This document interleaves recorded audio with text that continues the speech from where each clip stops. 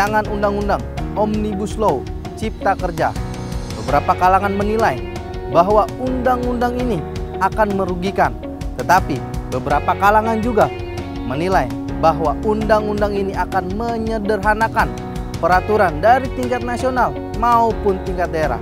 Tetapi kita tidak bisa biarkan bahwa ada kritis, ada penolakan dari berbagai masyarakat, terutama elemen mahasiswa, elemen para pekerja, dan elemen buruh yang harus diperhatikan oleh pemerintah. Untuk itu, dalam episode kali ini akan membahas tentang urgensi dari rancangan undang-undang Omnibus Law Cipta Kerja bersama anggota Badan Legislasi DPR RI, Bapak Herman Heron dari fraksi Partai Demokrat Dapil Jawa Barat 8. Untuk itu, tetap saksikan program Parlemen Bicara Suara Wakil Rakyat.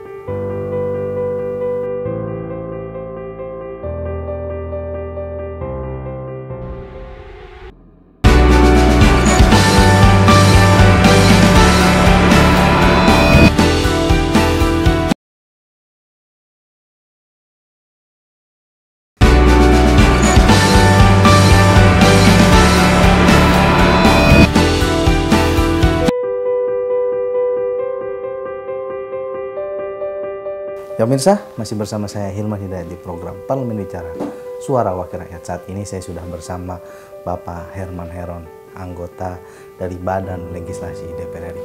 Selamat pagi Pak Herman Heron. Selamat pagi, Assalamualaikum Bung Hilman dan kawan-kawan, apa kabar? Sehat Pak nih kayaknya. Alhamdulillah, segar. Harus segar, karena corona anti orang yang segar dan bugar. Jadi gimana Pak perkembangan corona di daerah pemilihan Bapak, bisa dikendalikan apa enggak nih?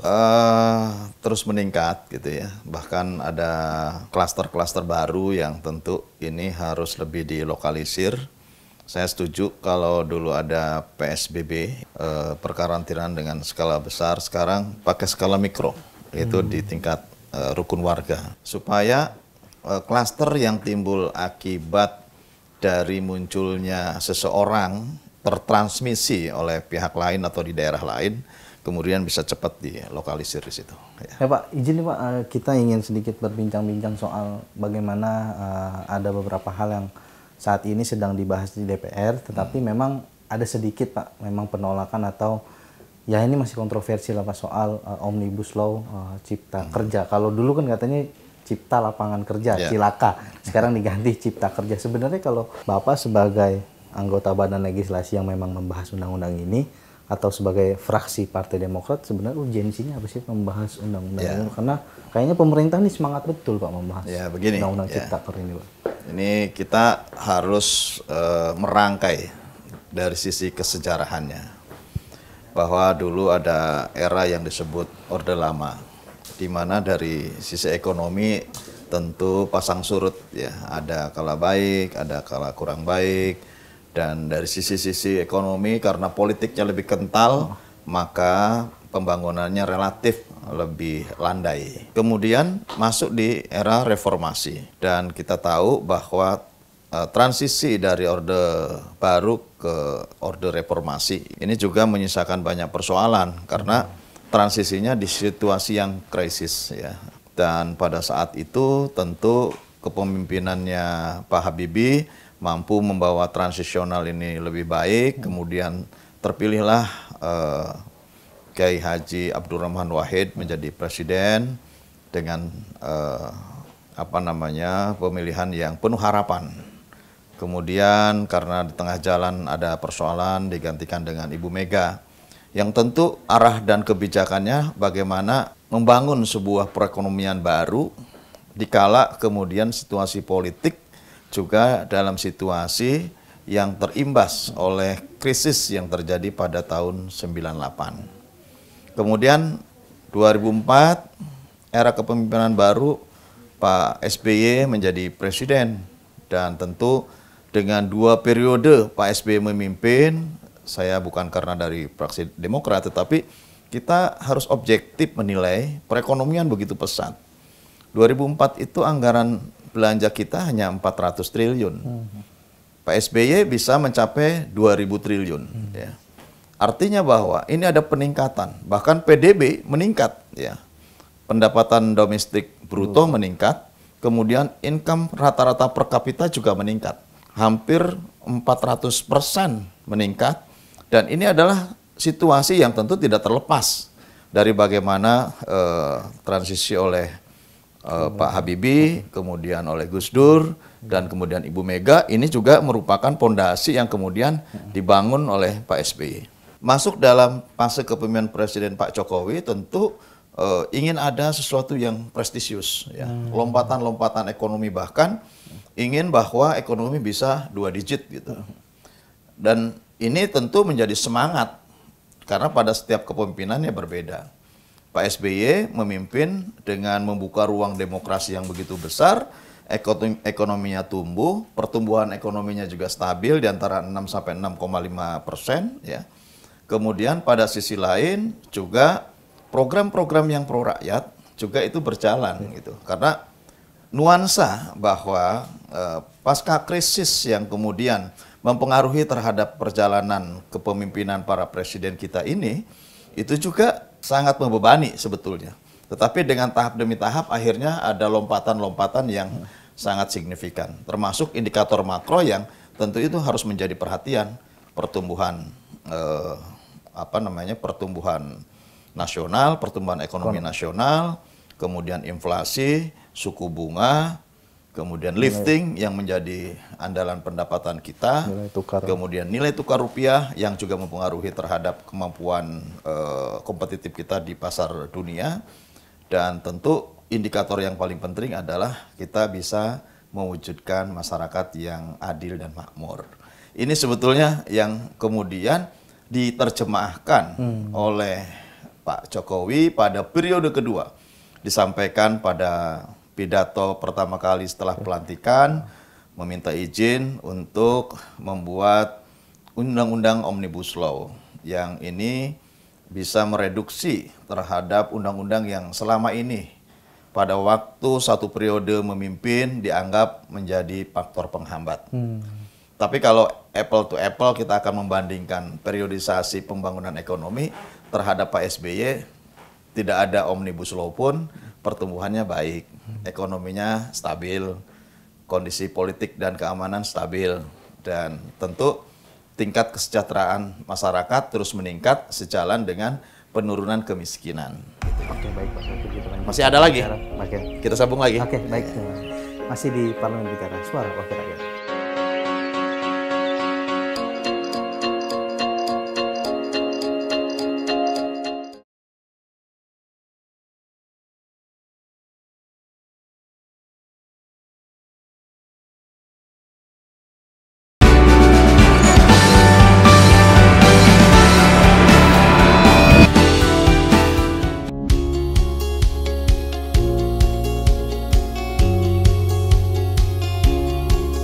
Ya pemirsa, masih bersama saya Hilman di program Parlemen Bicara Suara Wakil Rakyat, dan juga masih bersama Bapak Herman Hairon. Pak, kita melanjutkan pembicaraan tentang bagaimana urgensi RUU Omnibus Law Cipta Kerja. Dan tadi Bapak sudah banyak menyebutkan nanti akan banyak undang-undang ya Pak yang akan disatukan dalam RUU ini. Tapi sebenarnya apakah memang undang-undang yang terdahulu ini sudah tidak sesuai dengan perkembangan zaman makanya disatukan menjadi Omnibus Law ini Pak? Memang keinginan dan harapan kita bersama pada waktu membuat undang-undang itu, pertama adalah bermanfaat bagi rakyat, kedua berlaku universal, ketiga tentu bisa menjawab pada setiap tantangan dan permasalahan masyarakat. Itu sebetulnya 3 urgensi ya. Nah, kalau kemudian muncul rancangan undang-undang Cipta Kerja ini yang dikategorikan sebagai Omnibus Law sebagai solusi untuk tujuan mencapai ketiga aspek tadi, menurut saya fine gitu ya. Tetapi perlu kami ingatkan, perlu wakil rakyat ingatkan, perlu masyarakat ingatkan bahwa ada hal-hal yang tentu ini juga menjadi sangat reaksional gitu ya. Contoh terkait dengan masalah perburuhan.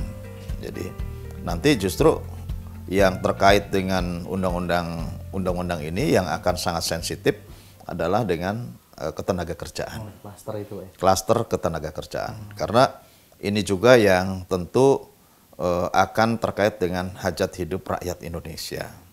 Jangan sampai kemudian kemudahan-kemudahan tenaga kerja asing masuk di Indonesia ini juga menjadi bagian yang tidak terpisahkan dari undang-undang ini. Kami ingin bahwa seluruh potensi, seluruh peluang pekerjaan bagi masyarakat kita ini justru bisa diambil alih oleh warga negara Indonesia. Oleh karenanya kalau kemudian ada bobot yang memberikan ruang karpet merah kepada para tenaga kerja asing, saya kira ini sangat bertentangan dengan harapan dan keinginan masyarakat. Oleh karenanya kami juga akan mengkritisi pada persoalan ini. Ada 11 klaster ya Pak ya? Ya kan yang ada untuk 11 klaster tenaga kerjaan itu sempat ditunda ya Pak? Ya, masih ditunda sampai sekarang gitu ya.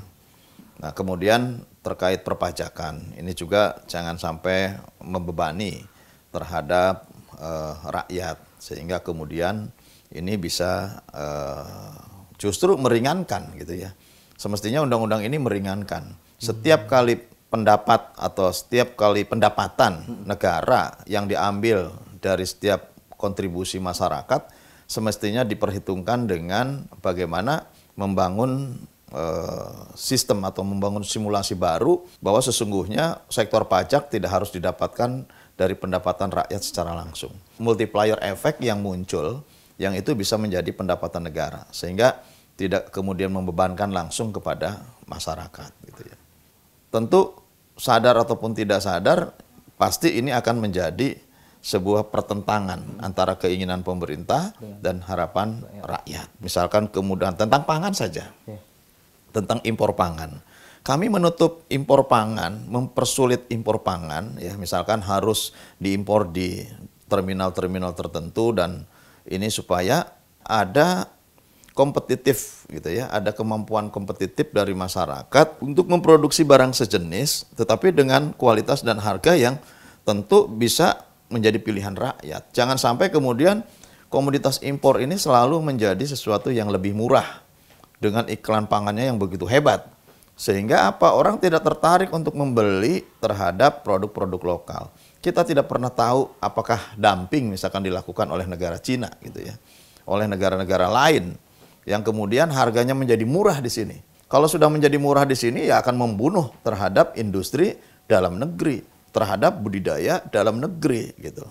Jangan kemudian bahwa seluruh sumber daya nasional yang dibutuhkan kita ekspor, tetapi kemudian yang dibutuhkan oleh rakyat justru impor semua. Pada akhirnya sumber daya yang kita bisa manfaatkan sebagai sumber pembangunan menjadi prime mover pembangunan, tetapi pada sisi lain kalah oleh produk impor. Karena apa? Indonesia ini punya keunggulan, sebetulnya punya keunggulan market.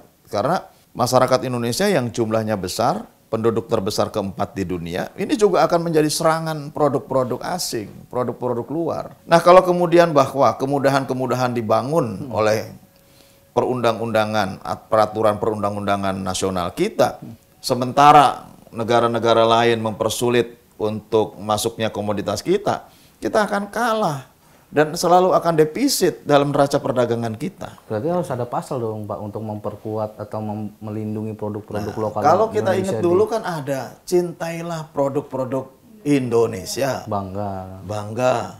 I love you gambarnya, ya ta? Sebetulnya ya gaungkan kembali dong, gitu. Ayo kita tanamkan nasionalisme kita. Bukan perdebatan-perdebatan yang sangat fundamental, ideologis malah kemudian dimunculkan pada situasi seperti ini. Semestinya perdebatan-perdebatan yang produktif, yang membangun kemampuan ekonomi kita dikala sedang bermasalah. Karena gini ya, kalau lihat ukuran ekonomi, bukan karena di era COVID ini aja ekonomi kita itu decline gitu ya. Iya. Karena 5 tahun ke belakang pun ekonomi kita sudah mulai agak turun situasinya. Banyak BUMN kita juga yang sedang bermasalah gitu.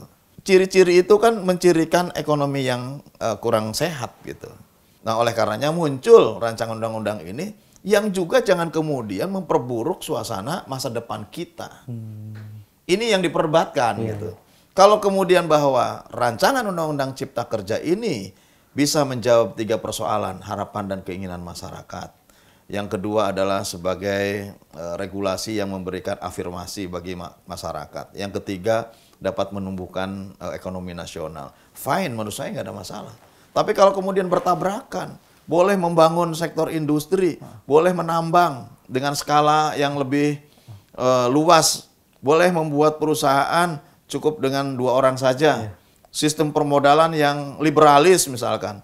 Yang kecil pasti kalah. Ekonomi kecil menengah itu pasti kalah dengan para pemodal besar. Tidak menutup kemungkinan. Kredit usaha rakyat juga sebetulnya tidak dinikmati oleh masyarakat kecil. Kredit usaha rakyat bisa saja ini hanya dinikmati oleh pengusaha-pengusaha menengah ke atas. Ini juga yang harus didalami. Gitu. Nah, memang semangatnya kan katanya pemerintah ingin mempermudah investasi asing. Tapi kan juga kita juga harus memperhatikan pelaku-pelaku UMKM ya, Pak. Salah satu yang memang itu menjadi warna tersendiri adalah kemudahan bagi investor, bagi investasi asing. Salah satunya adalah di bidang pertanahan. Pertanahan ya itu konsepsi yang baik ya, tetapi harus dipikirkan ulang, didalami sebetulnya. Bagaimana negara akan membangun kawasan-kawasan yang itu menjadi kawasan milik negara. Kalau sekarang kan pertanahan itu dalam perundang-undangannya itu dikuasai oleh negara. Nah, nanti ada status-status HPL, hak kepemilikan, yang ditunjuk kepada institusi tertentu sebagai kawasan-kawasan agar mempermudah terhadap investor jika masuk ke Indonesia untuk bisa memiliki tanah. Yang kedua, terhadap jangka waktu dan lain sebagainya, ini harus dikritisi. Gitu ya. Jangan sampai kemudian asing boleh memiliki apartemen, asing boleh memiliki tanah, asing boleh menguasai lahan seluas-luasnya, asing batas waktu kepemilikannya panjang, ya sudah jangan merdeka negara ini gitu. Kalau semuanya akan diberikan kepada investor yang based on-nya adalah asing. Justru undang-undang ini harus juga memperkuat bagaimana investasi dalam negerinya tumbuh pesat gitu. Tapi kalau karpet itu kan harusnya kepada warga negara Indonesia. Ayo kita kasih karpet biru untuk bisa berusaha dengan leluasa, dengan mudah, akses teknologi, akses pemodalan, akses pasar yang dibantu oleh negara. Selebihnya kalau kemungkinan ada teknologi terbaru yang belum kita kuasai, welcome to my country for the new technology. Misalkan boleh saja gitu ya. Jadi bagi kami, saya kira batasannya jelas. Selama memberikan afirmasi, selama memberikan karpet biru kepada rakyat, selama kemudian ada batasan-batasan yang kemudian tidak dibenturkan dengan rakyat, kemampuan teknologi, kemampuan modal dibenturkan dengan usaha-usaha kecil menengah, kita kalah kita pasti. Nah, oleh karenanya harus ada regulasi yang berpihak kepada rakyat, kepada usaha kecil menengah, kepada masyarakat Indonesia. Kalau ada peluang pekerjaan, ada pabrik buka kawasan industri di Morowali, ya buat karpet biru untuk rakyat Indonesia. Kalau sudah tidak terpenuhi, ada persoalan skill dengan teknologi yang dibutuhkan, fine silakan. Berapa lama alih teknologinya? Jangan kemudian makin tahun makin bertambah banyak, warga kita makin sedikit yang punya kesempatan di situ. Inilah pentingnya Omnibus Law Cipta Kerja. Bukan membuat karpet merah untuk investor asing, kemudian ketenaga kerjaan kita seolah-olah kita hidup bukan di negeri sendiri, kemudian tidak ada afirmasi, dan ini yang menurut saya nanti harus dirumuskan betul kepada teman-teman yang lain ya, supaya kita juga menghasilkan undang-undang yang sesuai dengan harapan rakyat. Oke, baik Pak, kita akan lanjutkan pada segmen selanjutnya. Tetap di Parlemen Bicara, Suara Wakil Rakyat.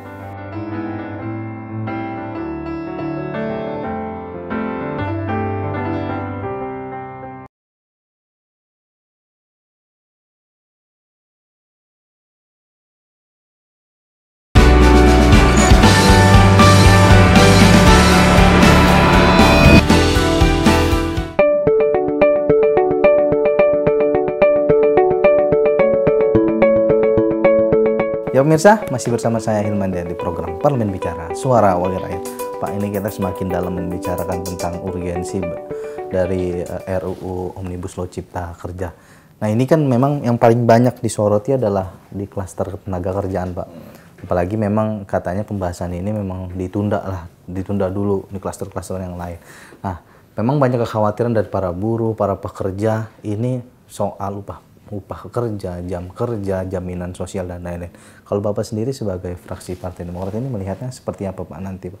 Apakah nanti hilang hak-hak dari para pekerja ini Pak di undang-undang ini?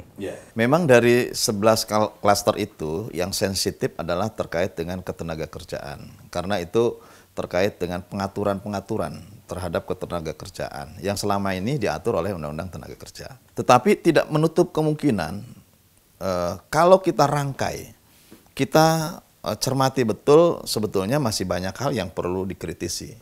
Karena ini kan menyangkut administrasi pemerintahan, pertanahan, kemudahan investasi, kemudian penyederhanaan impor, penyederhanaan untuk melakukan usaha, kemudian terkait dengan lingkungan. Sebetulnya masih banyak yang lain, tapi memang gerakan yang sekarang lebih agresif itu ada di ketenaga kerjaan. Ini kan menyangkut hajat hidup juga. Sebetulnya kalau kita telaah dan urai lebih dalam, ya tentu efek-efek dari setiap regulasi yang menyederhanakan impor misalkan, ya tentu akan berdampak terhadap ekonomi nasional. Gitu. Memang dengan sangat mudah ketersediaan dan keterjangkauan pangan dengan impor mudah. Tapi kan persoalannya tidak menumbuhkan ekonomi kerakyatan, gitu. Tidak menumbuhkan peluang masa depan yang lebih baik di usaha-usaha rakyat, petani, nelayan, pembudidaya ikan, petani garam, di bidang kehutanan, perkebunan, hortikultura, gitu ya. Yang menurut saya pada akhirnya kalau ini dibiarkan ya kita menjadi ekonomi liberal, gitu. Ekonomi liberal yang kemudian prinsipnya adalah yang kuat ya pasti akan memangsa yang lemah, gitu.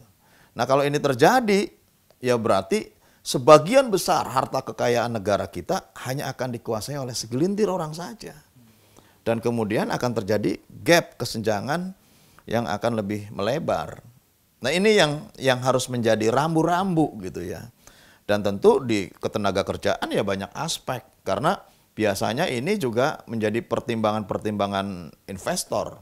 Investasi akan mempertimbangkan hal-hal yang justru berhubungan dengan sumber daya manusia gitu. Mungkin nanti akan dengan standar pengupahan regional nasional, nanti akan sangat terkait dengan jaminan sosial, jaminan mungkin sektor perumahan juga harus ada jaminan bagi mereka gitu ya. Dan banyak aspek yang menurut saya ini akan terus dinamis di dalam pembahasannya. Yang penting jangan terburu-buru lah. Jangan kemudian ditarget bahwa masa sidang ini harus selesai. Masa sidang yang akan datang harus selesai dalam bulan ini. Ini tidak boleh lah, undang-undang ada target-targetan begitu gitu loh. Karena apa? Yang penting bahwa undang-undang ini kan usernya adalah masyarakat. Dampaknya akan terjadi kepada masyarakat kita. Dampaknya akan terjadi kepada tenaga kerja kita, kepada masyarakat yang tentu berusaha di usaha kecil menengah.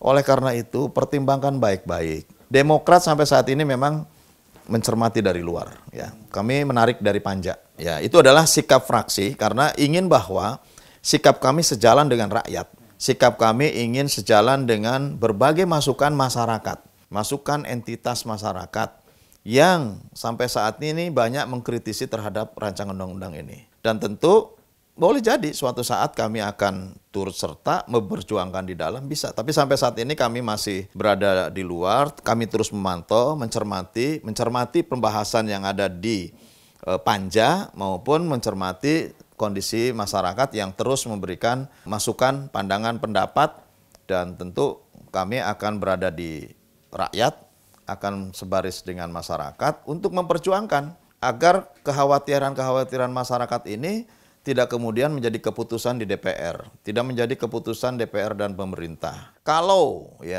cipta kerja ini kemudian memiliki tujuan-tujuan mulia untuk mensejahterakan masyarakat Indonesia, membuka ruang pekerjaan, meningkatkan pendapatan, meningkatkan kemakmuran, membuka akses terhadap teknologi, membuka akses terhadap permodalan, kemudian membuka jalan untuk berusaha sektor usaha kecil, mikro, menengah, koperasi bisa tumbuh dan berkembang, Demokrat tentu akan berada garda paling depan untuk bisa bersama-sama dengan praksi-praksi lain. Ini kami sedang mempersiapkan catatan-catatan kritis yang tentu pada akhirnya kami akan sampaikan kepada publik.